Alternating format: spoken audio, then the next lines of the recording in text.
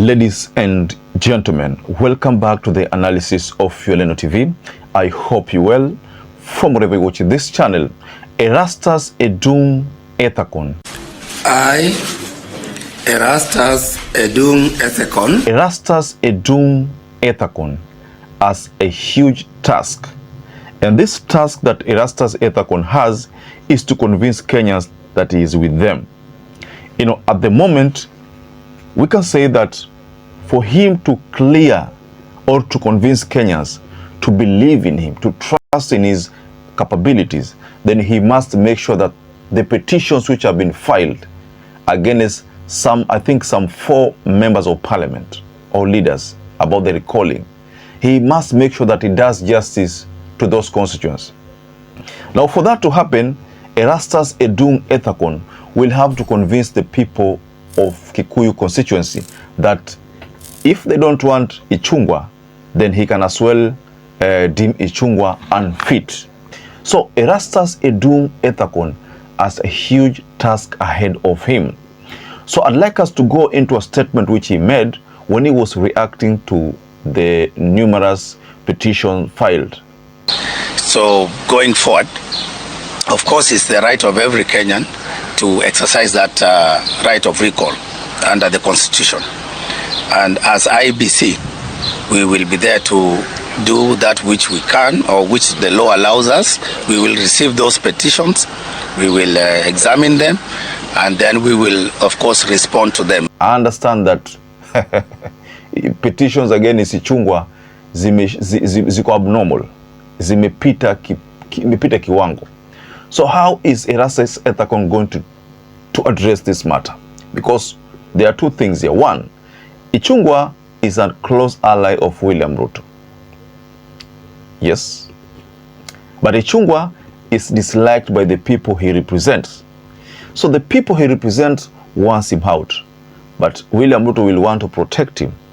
I'm just saying, will want to protect him. So how is Erastus Edung Eakon going to, maneuver here? This is a very huge task ahead of him. So I'd like us to explore this matter extensively, ladies and gentlemen, because he ni mtihani. But first and foremost, ladies and gentlemen, kindly take this opportunity, support the work we do on this channel by liking this video, subscribe to our channel if you are not subscribed before, and to our existing subscribers, thank you so much, because without you, this channel cannot grow. Let me first of all take you to a statement from Erastus. This is what he said. The commission has moved to the Supreme Court seeking legal direction on the way forward over the delay in the boundary review, which was caused by the absence of commissioners. So that is what Erastus Eakon delivered as a statement when he was confronted to shed more lights about the plans of IEBC. This delay has been because the reconstitution of the body took a lot of time, ladies and gentlemen. So let us quickly shift our focus to ICHUNGWA.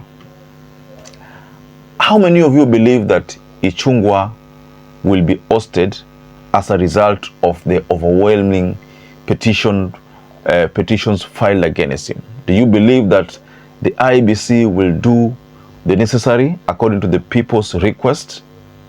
Erastus has a challenge, huge challenge. He must convince the people that he is not pro-government. He is someone who is totally neutral, someone who will deliver. So this is like a litmus test, if I may use that term. Just picture this. If the people decide to, petition, waandike, wasign venye wanataka, in fact, abnormal signatures are produced, alafu Erastus Edung Eakon aseme kwamba hizi signature ni kama za kuku. Because I remember there's a time during the when Chebukati was still in power, and Raila Amolo Odinga and his team had, I think it was before the election of 2017, they wanted to petition. There was a petition that was launched, so they collected signatures. But these signatures, Chebukati alisema kwamba hizi is it Chebukati? But is it Chebukati ama Isaac Hassan? One of them said that hizi signatures zinakaa kama miguu ya kuku. I think it was Isaac Hassan back then, and that raised a lot of political temperatures. So the signatures were disputed because they said there was no way they could verify whether those signatures are indeed the ones for Kenyans. So I'm looking at this scenario because now people of Kikuyu, from Kikuyu constituency, have petitioned the IEBC to remove that they don't want ICHUNGWA. So ICHUNGWA is being recalled.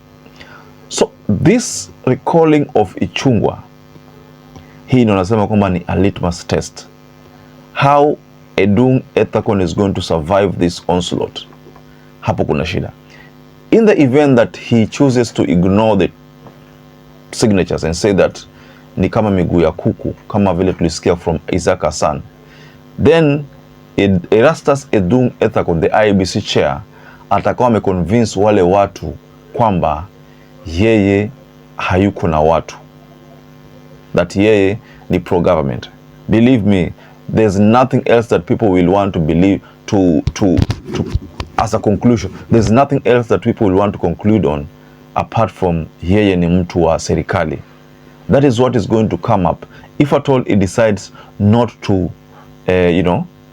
side with the people. But if he sides with the people, itakuwa Erastus Edung Eakon ameongeza imani ya Wakenya kwake, ameonekana kwamba yeye sio mtu ambaye anaegemea upande wa serikali. So that is the main reason why I agree with someone who said ICHUNGWA kimo chake kiko motoni.